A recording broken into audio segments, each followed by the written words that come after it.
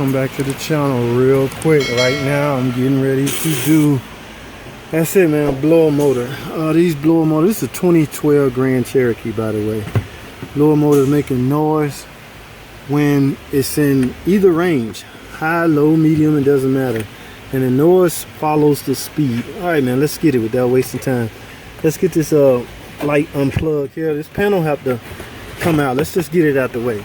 Okay, now let's look down here, and as we can see, the blower motor is right here, so it's not that hard at all. One screw right there, one screw right there, and one screw right there. All right, first off, let's get it unplugged. All right, now let's get a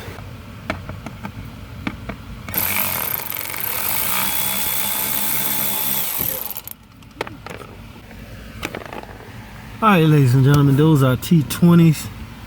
Let's get this one out. Let's get this one out. We gotta get them all out. Okay, now get them out. Now, as you can see, the blower motor pretty much just falls out. It's nothing hard about it at all. There you go. Wow, it's fairly easy. Okay, now this thing keep up noise in any gear range. All right, let's get to our new one. Here it is. It looks just like the old one, so that's a go.